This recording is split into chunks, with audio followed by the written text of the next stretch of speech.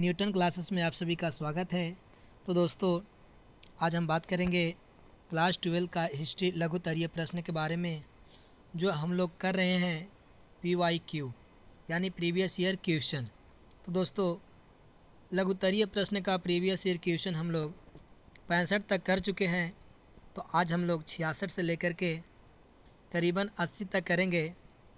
तो आइए दोस्तों, हम लोग शुरू करते हैं क्वेश्चन नंबर 66। क्वेश्चन नंबर 66 है, गुप्त काल के विज्ञान और प्रौद्योगिकी का प्रकाश डालें।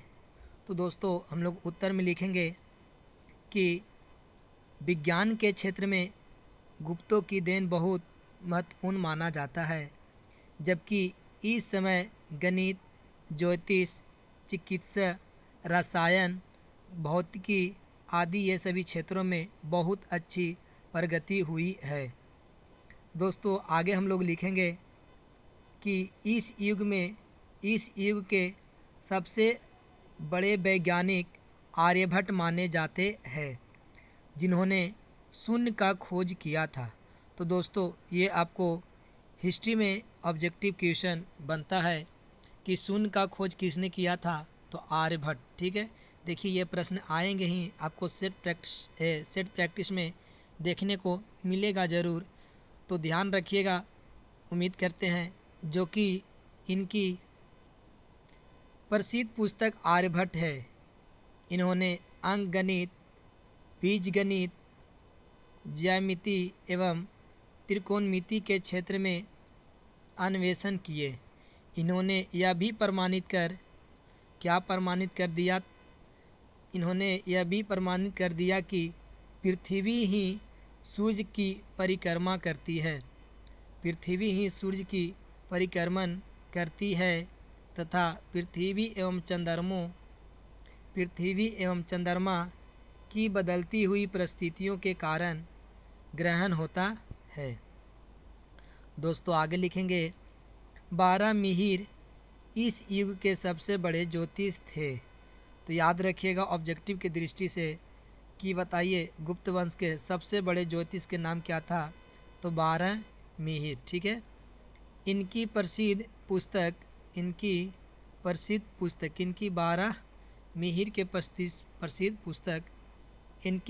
पुस्तक बृहद संहिता है।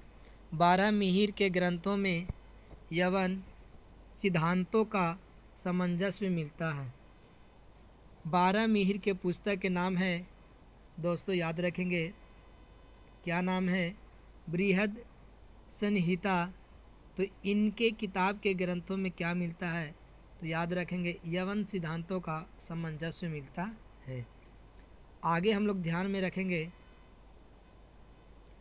कल्याण वर्मन ने फलित ज्योतिष पर ज्वली नाम का ग्रंथ की रचना की।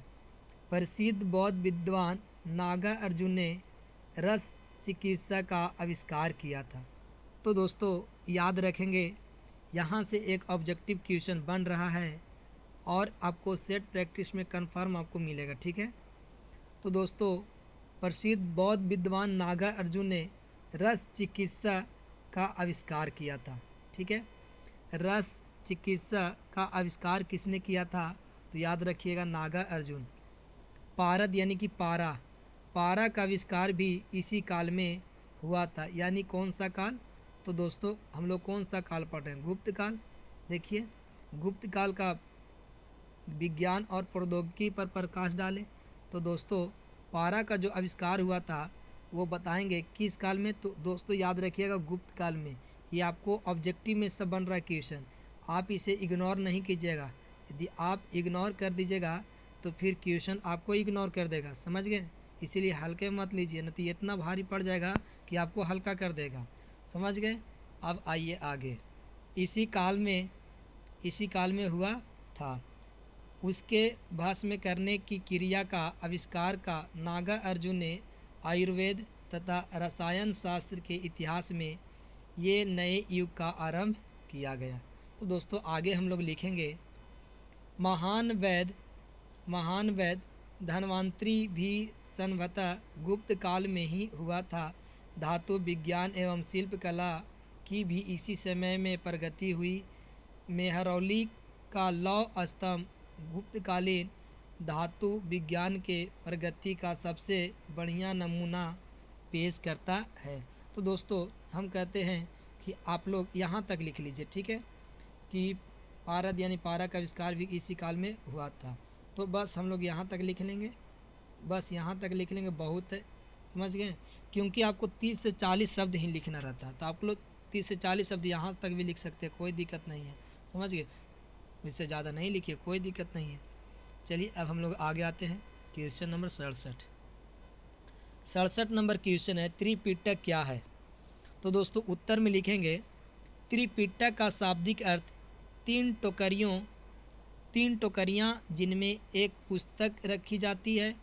बुद्ध के मृत्यु के बाद उनके अनुयायियों के उनकी शिक्षाओं के 3 पिटकों थे, सुत पिटक, विनय पिटक एवं अभिधम पिटक। तो आपको समझ में आ रहा होगा त्रिपिटक क्या है, फिर से समझने की कोशिश कीजिए। तो दोस्तों त्रिपिटक का शाब्दिक अर्थ है 3 टोकरियों जिनमें की पुस्तक रखी जाती है, ठीक है। बुद्ध के मृत्यु के बाद उनके अनुयायियों ने उनकी शिक्षाओं का 3 पिटक थे, सुत पिटक, विनय पिटक एवं अभिधम पिटक में किया गया। लेकिन संयुक्त रूप से इसे त्रिपिटक कहा जाता है। त्रिपिटक में 3 पिटक, सुत पिटक, विनय पिटक और अभिधम पिटक। अब हम लोग आएंगे आगे। सुत पिटक में बौद्ध धर्म के सिद्धांत मिलते हैं। विनय पिटक में बुद्ध धर्म का आचार विचार, ठीक है, आचार विचार एवं नियम मिलते हैं। तो दोस्तों ये आपको ऑब्जेक्टिव क्वेश्चन बता देते हैं कहाँ से बन रहा है। तो क्वेश्चन बनेगा कि बताइए बुद्ध धर्म का सिद्धांत, ठीक है। क्वेश्चन पूछ सकता है कि बुद्ध धर्म के सिद्धांत मिलते हैं कौन सा पिटक में, सुत पिटक, विनय पिटक या अभिधम पिटक में। तो बौद्ध धर्म का सिद्धांत मिलता है सुत पिटक में।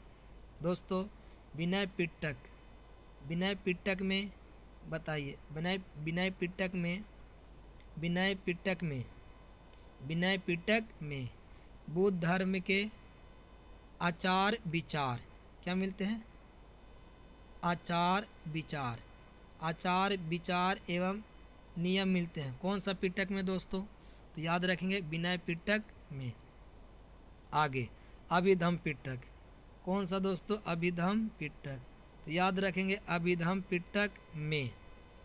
अभिधम पिटक में बुद्ध का दर्शन मिलते हैं। कौन सा पिटक में, अभिधम पिटक में। अच्छा ये तीनों को हम अलग रंग से क्यों किए, आप लोग की इसलिए किए ताकि आपको याद हो जाए। ध्यान में रखिएगा कि विनय पिटक में बौद्ध धर्म का आचार विचार एवं नियम मिलते हैं, बुद्ध धर्म का सिद्धांत मिलता है सुत पिटक में। अभिधम पिटक में मिलता है बुद्ध का दर्शन मिलता है। तो क्वेश्चन यहाँ से ऑब्जेक्टिव बनता है, इसीलिए हम इतना किए हैं। आपको क्या लग रहा है। चलिए आगे। जो इन तीनों पिटकों का ज्ञाता होता है उसे त्रिपिटकाचार्य कहते हैं। क्या कहेंगे, त्रिपिटकाचार्य कहते हैं। लेकिन त्रिपिटकाचार्य की उपाधि राहुल शाह है। त्रिपिटकाचार्य की उपाधि राहुल शाह। अब आइए दोस्तों क्वेश्चन नंबर 68 हम लोग कर चुके हैं। मुस्लिम लीग द्वारा पाकिस्तान की मांग क्यों की गई थी।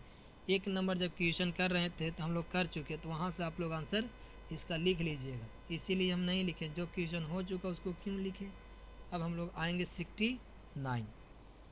69 नंबर क्वेश्चन है, संघ सूची, राज्य सूची एवं समवर्ती सूची का संक्षिप्त विवरण दें। तो दोस्तों इसको उत्तर में लिखेंगे, क्या लिखेंगे, संघ सूची, राज्य सूची तथा समवर्ती सूची इस प्रकार विवरण किया गया है। बिहार बोर्ड में जितना सुंदर आप लिखिएगा ना उतना ही सुंदर राइटिंग देगा, ठीक है। एकदम सुंदर सुंदर बना के लिखिएगा ताकि आप उनको दिल खुश कर दीजिए चेक करने वाले को, तब न लगेगा कि हाँ अच्छा लिख रहे हैं, तब न उनको भी लगेगा कि हाँ अच्छा लिखिए, चलिए भाई नंबर देते हैं, अच्छा लिखे हैं तो नंबर देते हैं। संघ सूची में वो विषय रखे गए जो राष्ट्रीय महत्व के हैं तथा जिनके बारे में देश भर में एक समान नीति होना चाहिए। यानी संघ सूची ये केंद्र सरकार के पास होते हैं, सेंट्रल गवर्नमेंट इसका निर्णय लेते हैं, ठीक है। संघ सूची राष्ट्रीय महत्व के लिए, देश के लिए, समझ गए। आगे आइए, जैसे में प्रतिरक्षा, विदेश नीति, डाक, तार, टेलीफोन, रेल, मुद्रा, बीमा व विदेशी व्यापार इत्यादि इस सूची में कुल 97 विषय हैं। तो दोस्तों याद रखिएगा, यहाँ पास थोड़ा सा कुल लिख दिया ना, तो यहाँ पास कुल होना चाहिए। तो हम बता दे रहे हैं कि यहाँ की संघ सूची में कुल कितने विषय हैं, तो याद रखिए 97 विषय हैं। क्वेश्चन ऑब्जेक्टिव के दृष्टि से ये बन जाता है, ये पूछता भी है, समझ गए। 2024 में ये पूछा हुआ क्वेश्चन है कि संघ सूची में कितना विषय है, 97 विषय है, समझ गए। आइए अब हम लोग आते हैं राज सूची। चलिए राज सूची पढ़ेंगे। राज सूची के प्रादेशिक महत्व के विषय सम्मिलित किए गए थे, यानी राज सूची राज्य स्तर पर राज्य निर्णय ले सकता है, समझ गए। जैसे में कृषि, ये राज्य का काम है। पुलिस, बिहार में तो बिहार पुलिस, यूपी में तो यूपी पुलिस। बताइए आर्मी क्या राज्य सूची में आता है? नहीं, ये तो राष्ट्रीय यानी देश के लिए है, तो ये तो भाई संघ सूची में आएगा। तो इसी प्रकार से जो देश निर्णय लेता है, जो सरकार सेंट्रल गवर्नमेंट निर्णय लेता है, उसे हम संघ सूची में डालेंगे, और जो राज्य के मुख्यमंत्री निर्णय लेंगे तो उनको राज्य सूची में आ जाएगा। जैसे मैं अभी तो बोले बिहार पुलिस हो गया, कृषि हो गया, जेल हो गया, चिकित्सा हो गया, ये राज्य सूची काम है। हालांकि संघ सूची भी काम है कि भाई वो स्वास्थ्य के लिए चिकित्सा होना चाहिए, स्वास्थ्य के लिए यानी कि स्वच्छ भारत मिशन, ये उनको लिए भी होना चाहिए। लेकिन राज्य सूची में कौन कौन आता है वो देखेंगे। कृषि, पुलिस, जेल, चिकित्सा, स्वास्थ्य, सिंचाई, मालगुजारी इत्यादि इन विषयों की संख्या कितनी है? 66 है। राज्य सूची में विषयों की संख्या कितनी है? तो याद रखेंगे 66 है। और संघ सूची में कितना है? तो दोस्तों याद रखेंगे 97 है। अभी के तौर पर अगर देखिएगा तो संघ सूची में 100 विषय हैं, ठीक है। लेकिन हम लोग किताब जो लिखेगा वही हम लोग ध्यान में रखेंगे, क्या कि यहाँ वहाँ बिहार बोर्ड में तो भाई किताब से ही क्वेश्चन पूछेगा, आपको मर्जी से थोड़ी पूछने वाला है, समझ गए। चलिए तो याद रखेंगे कि संघ सूची में 97 विषय, राज्य सूची में 66 विषय यानी कि 66 विषय, और समवर्ती सूची में देखेंगे दोस्तों, समवर्ती सूची में 47 विषय। तो इस सूची के विषयों पर केंद्र तथा राज्य दोनों कानून बना सकते हैं। बताइए, यानी कि समवर्ती सूची पर दोनों का अधिकार है, केंद्र सरकार के भी अधिकार है, राज्य सरकार के भी अधिकार है। तो समवर्ती सूची पर दोनों कानून बनाएंगे, समझ गए। लेकिन राज्य सूची पर बताइए, क्या केंद्र सरकार कानून बना सकते हैं? नहीं बना सकते हैं, राज्य सरकार कानून बनाएंगे। बताइए संघ सूची पर इंडियन आर्मी, ये सब बताइए कौन निर्णय लेंगे? केंद्र सरकार। रेल केंद्र सरकार, पैसा बैंक केंद्र सरकार। राज्य सूची कुछ कर सकते हैं? कुछ नहीं। नहीं तो अगर करने की बारी रहेगा ना तो बिहार अपना नोट छापेगा, समझ गया। आइए हम लोग आते हैं, परंतु किसी विषय पर यदि संसद और राज्य के विधानमंडल द्वारा बनाए गए कानूनों में विरोध होता है तो संसद द्वारा बनाए गए कानूनों ही मान होगा। नहीं समझे दोस्तों? ऐसे समझिए, अगर राज्य सूची और केंद्र सूची दोनों कानून बना रहे, ठीक है, दोनों कानून पास करें, लेकिन दोनों में विवाद हो गया, राज्य सूची मानने के लिए तैयार नहीं है और केंद्र सरकार मानने के लिए तैयार है, ठीक है, तो सबसे ज़्यादा पावर केंद्र सरकार यानी संसद के द्वारा कानून वो मान्य होंगे। समझ में आया? यानी कि राज्य सूची और केंद्र सरकार यानी कि राज्य सरकार और केंद्र सरकार दोनों अगर कोई कानून बना रहे, दोनों के बीच में विवाद हो जाता है, लेकिन अगर केंद्र सरकार चाहते हैं तो वो पास करवा सकते हैं, यानी उनको इसमें ज़्यादा शक्ति दिया गया है। इस सूची का प्रमुख विषय है बिजली। क्या है? अब बताइए, बिजली बचाना दोनों काम है, राज्य सरकार के भी काम है और केंद्र सरकार के भी काम है। विवाह दोनों के भाई, ये ना कि बताइए कि केंद्र सरकार कह देगा कि 30 साल में शादी होना चाहिए, राज्य सरकार कहेगा कि 18 साल में शादी होना चाहिए, ऐसा थोड़ी होगा। लेकिन नहीं, दोनों का बात को रख देना चाहिए कि चलिए दोनों के ये काम है। विवाह, लड़की का 18 साल, लड़का को 21 साल, लेकिन आज भी लड़कियां 18 साल से नीचे भी शादी हो जाती है। चलिए आगे हम लोग कानून, कानून दोनों को बनाना काम है। मूल नियंत्रण, नियंत्रण यानी कि रखना दोनों का काम है। समाचार पत्र ये तो दोनों काम है। छाप खाने दोनों का काम है। दीवानी कानून, शिक्षा, वन, जनसंख्या ये सब दोनों के काम है। शिक्षा सुधारना राज्य सरकार के भी केंद्र सरकार के भी। जंगल को बचाना, वन तो ये राज्य सरकार के केंद्र सरकार के। जनसंख्या दोनों को भाई कंट्रोल करो, समझ गए। बिहार में इतना जनसंख्या बढ़ा हुआ है, चलिए कोई दिक्कत नहीं है। अब आगे नियंत्रण पर परिवार नियोजन आदि आगे लिखेंगे।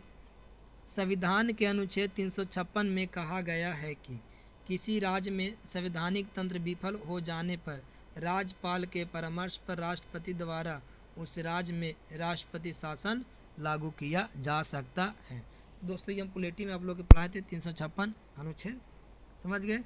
जब हम जब पुलेटी आप लोग के पढ़ा रहे थे तब ऑफलाइन क्लास में। आइए अब हम लोग आते हैं क्वेश्चन नंबर 70। राजेंद्र प्रसाद का जीवन वृत्तांत दे, यानी जीवन वृत्त लिखे, जीवन वृत्तांत लिखे या जीवन वृत्तांत रे जीवनी लिखिए। चलिए आइए उत्तर में लिखेंगे। अपनी सादगी और सफल सरलता के कारण किसान जैसा व्यक्ति प्रकार भी पहले राष्ट्रपति बनने का गौरव पाने वाले डॉक्टर राजेंद्र प्रसाद का जन्म 3 दिसंबर 1884 ईस्वी के दिन बिहार राज्य के सारण जिले के एक मान्य एवं संभ्रांत कायस्थ परिवार में हुआ था। तो दोस्तों आइए हम लोग देखते हैं इसके जितना भी ऑब्जेक्टिव बनता है क्वेश्चन वो सारा हम लोग देखेंगे। आइए देखिए, सबसे पहले हम लोग जानेंगे कि भारत के प्रथम राष्ट्रपति कौन थे। तो याद रखिएगा डॉक्टर राजेंद्र प्रसाद, ये भारत के प्रथम राष्ट्रपति थे। ये आप लोग के ध्यान होना ही चाहिए। और हालांकि रहता तो है ही आप लोग के ध्यान, लेकिन निकल जाता होगा माइंड से, ठीक है, लेकिन ध्यान रहेगा। तो डॉक्टर राजेंद्र प्रसाद ये भारत के पहले राष्ट्रपति थे। इनका जन्म हुआ था दोस्तों 3 दिसंबर 1884 ईस्वी में इनका जन्म हुआ था, ठीक है दोस्तों। और कौन सा ज़िले में हुआ था, तो सारण ज़िले में, ठीक है। कभी भुलाइते भटकाइते पूछ देगा तो आप लोग ध्यान में रखिएगा। और कायस्थ परिवार में ये तो पूछता ही नहीं है, समझ गए। चलिए अब आगे चलेंगे। उर्दू भाषा में शुरुआती शिक्षा पाने के बाद उच्च शिक्षा के लिए कोलकाता आ गए थे। शुरू से अंत तक प्रथम श्रेणी में हर परीक्षा पास करने के बाद वकालत करने लगे, यानी कि इतना पढ़ने में तेज थे कि फर्स्ट हमेशा लाते रहते थे, समझ गए। कुछ ही दिनों में इनकी गणना उच्च श्रेणी के श्रेष्ठतम वकीलों में होने लगी। लेकिन रॉलेट एक्ट से आगे चलेंगे। रॉलेट एक्ट से आहत होकर इनका स्वाभिमानी मन देश की स्वतंत्रता के लिए तड़प उठा और गांधी जी द्वारा चलाए गए असहयोग आंदोलन में भाग लेकर 10वें देश सेवा में जुट गए। तो दोस्तों यहाँ देश सेवा गैप छूट गया है और यहाँ रॉलेट एक्ट की जगह रॉलेट एक्ट लिखा गया है, ठीक है। तो ये आप लोग सुधार के लिख लीजिएगा। रॉलेट एक्ट यहाँ पास होना चाहिए, रॉलेट एक्ट हम यहाँ पास लिख दे रहे हैं, आप लोग लिखे आ जाएगा रॉलेट एक्ट, ठीक है। और यहाँ पास देश सेवा में जुट गए। आइए क्वेश्चन नंबर 71। चौल इमारतें क्या थी, समझाएं। चलिए ठीक है भाई, चौल इमारतें भी आप लोग समझा देते हैं। उत्तर में लिखेंगे दोस्तों, नगर में जगह की कमी तथा भीड़ भाड़ के कारण एक विशेष प्रकार की इमारतें अस्तित्व में आई जिन्हें चौल के नाम दिया गया।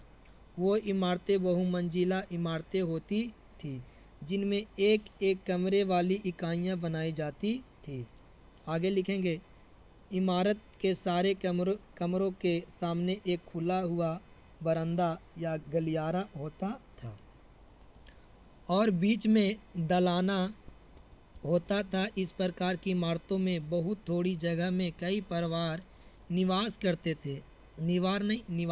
थे, जिससे उनमें पड़ोस तथा मोहल्ले की पहचान तथा एकजुटता की भावना का विकास हुआ था।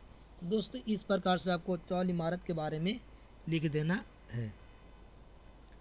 आइए हम लोग आते हैं क्वेश्चन नंबर 72 नंबर क्वेश्चन है, सिविल लाइंस का विकास किस प्रकार हुआ?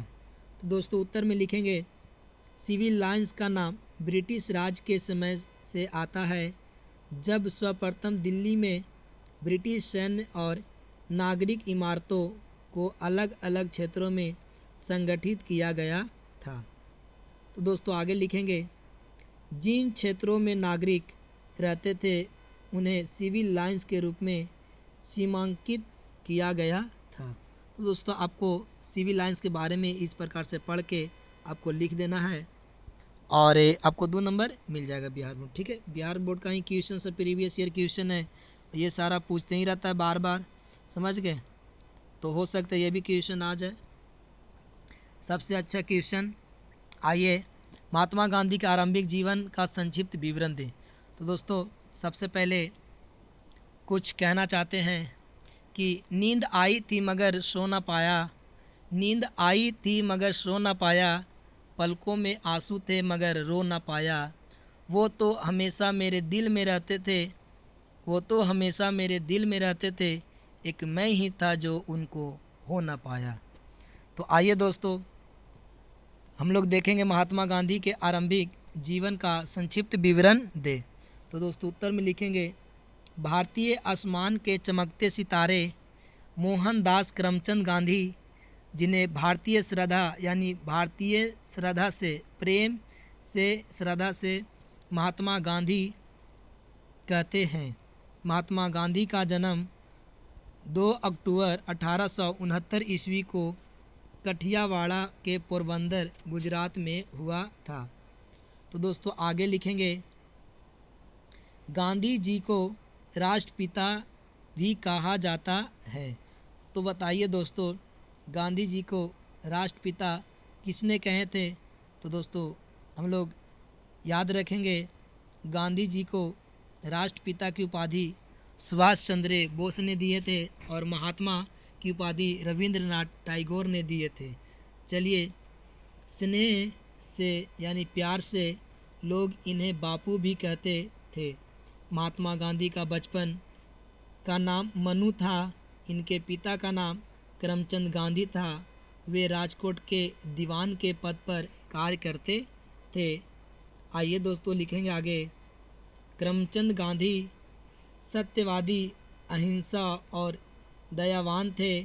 इनकी माता का नाम पुतलीबाई था और वो धार्मिक विचारों से प्रेरित सीधी सादी महिला थी।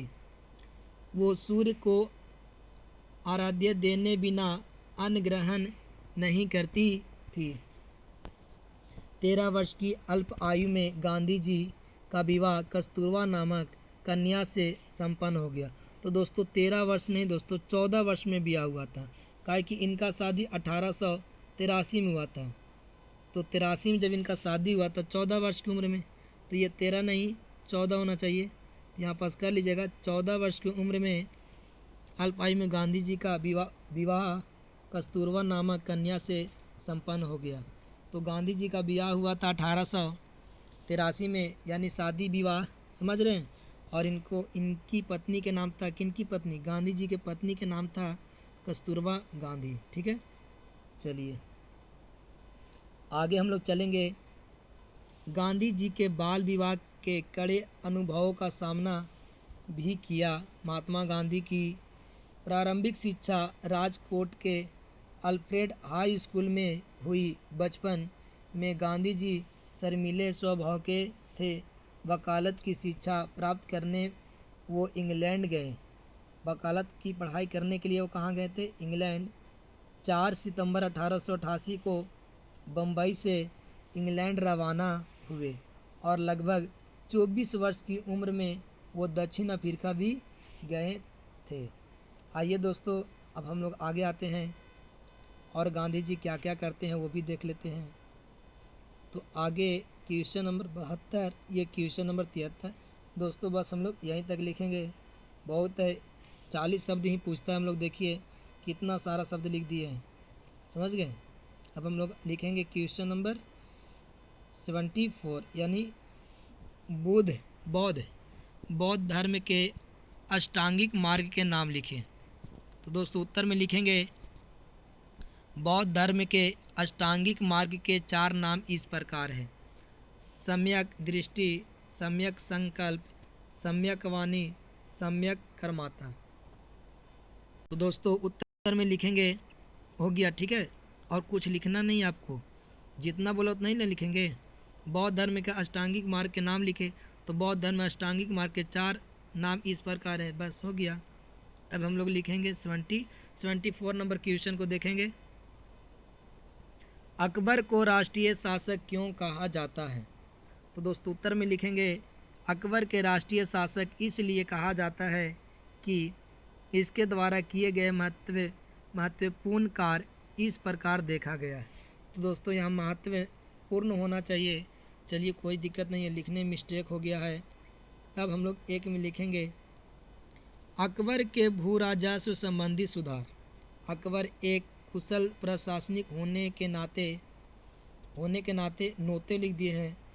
अकबर एक कुशल प्रशासनिक होने के नाते अकबर समझता था कि जब तक भू राजस्व व्यवस्था में सुधार नहीं होगा, राजकीय कोष रिक्त ही रहेगा, क्योंकि भू राजस्व ही राजकीय आय का सबसे बड़ा स्रोत था। अब दोस्तों आगे लिखेंगे, और इसने खालसा भूमि को हटाकर भू राजस्व लाया, इसलिए उसने राजा टोडरमल के इस संबंध में सहायता ली। याद रखेंगे दोस्तों, अकबर के वित्त मंत्री के नाम था टोडरमल। अकबर के वित्त मंत्री के क्या नाम था? तो याद रखिएगा टोडरमल। क्या नाम था? टोडरमल, ठीक है। चलिए अब हम लोग आते हैं, कहाँ भाग गया भाई साहब। तो दोस्तों अकबर के वित्त मंत्री के नाम था टोडरमल, ठीक है। अब हम लोग आगे आते हैं। अकबर जानता था कि शेर शाह के काल में भी टोडरमल में अभूतपूर्व भू सुधार किए गए थे, ठीक है, किए थे। आगे लिखेंगे हम लोग दो में,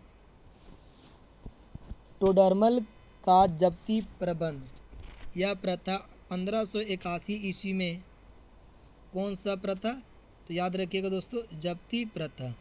जब्ती प्रथा, ये ऑब्जेक्टिव क्वेश्चन यहाँ से बनता है। जब्ती प्रथा कब लागू किया गया था? तो 1581 ईस्वी में। तो जब्ती प्रथा 1581 ईस्वी में अकबर ने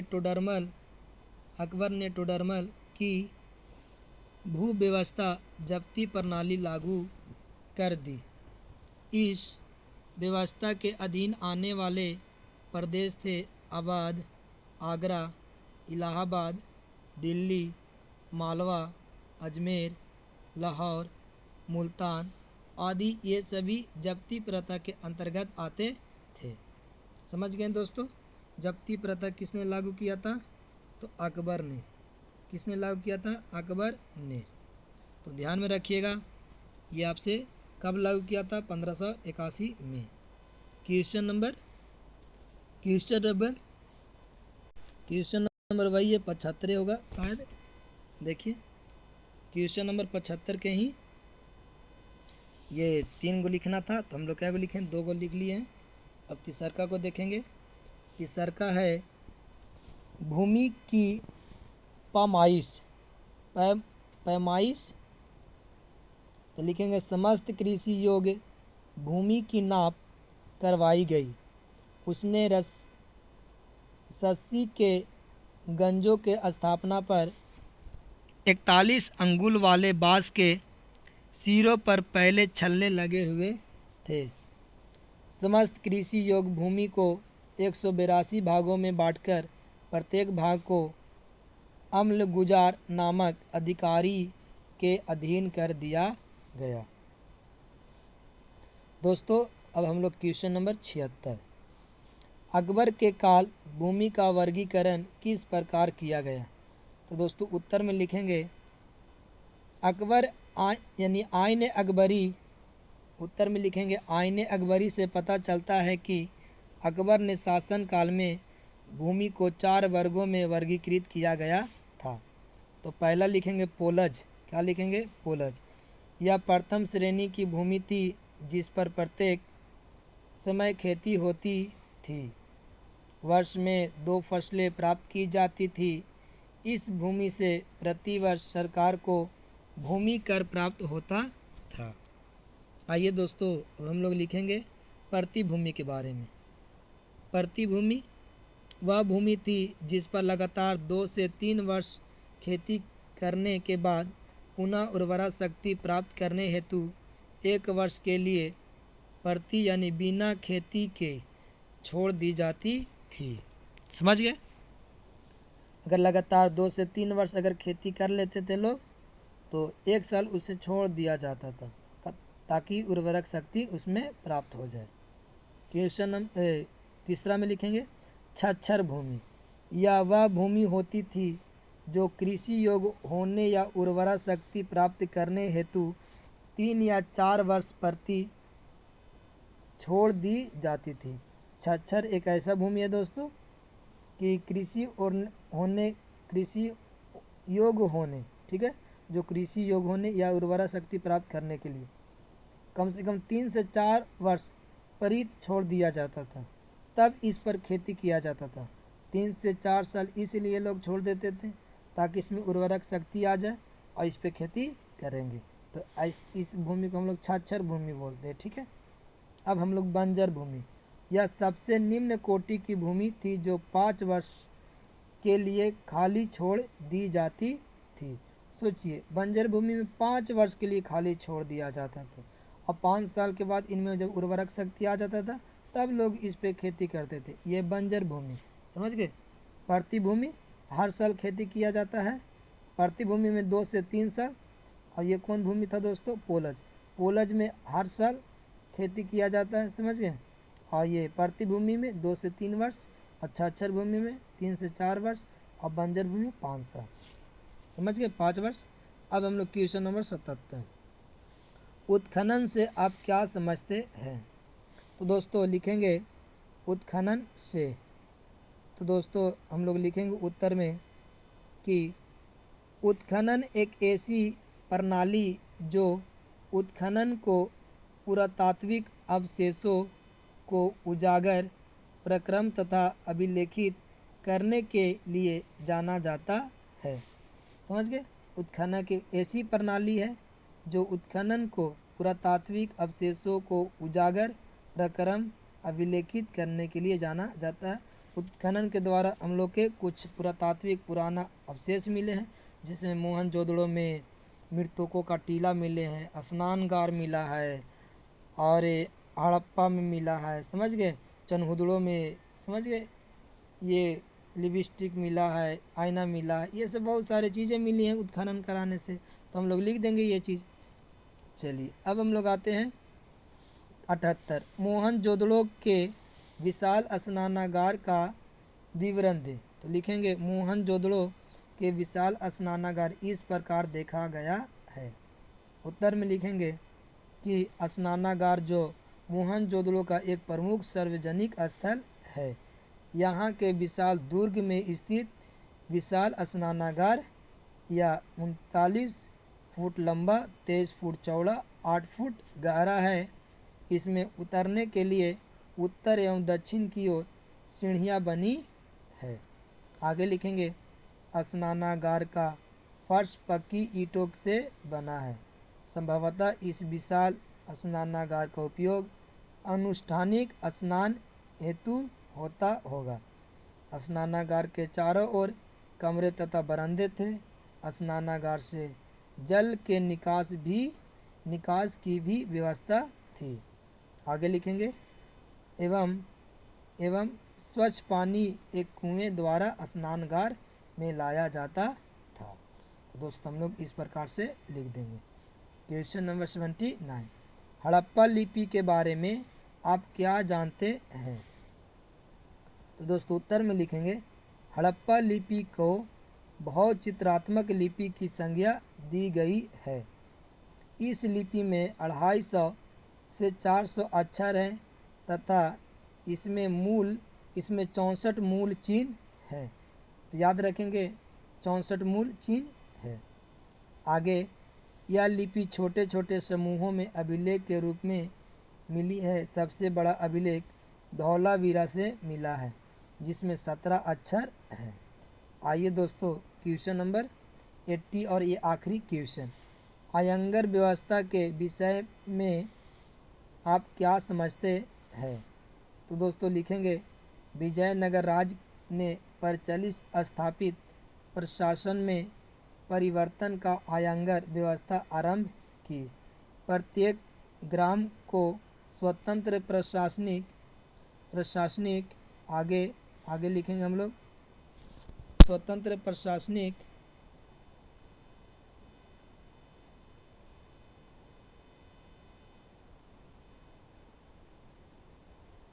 इकाई के रूप में गठित कर प्रशासन 12 व्यक्तियों के समूह को दिया गया है। यह समूह अयंगर कहलाता था। ये व्यक्ति राजकीय अधिकारी थे। इनका पद आनुवंशिक था। वेतन के रूप में लगान और कर मुक्त भूमि दी जाती थी। अयंगर ग्राम प्रशासन की देखभाल करते एवं शांति व्यवस्था बनाए रखते थे। तो दोस्तों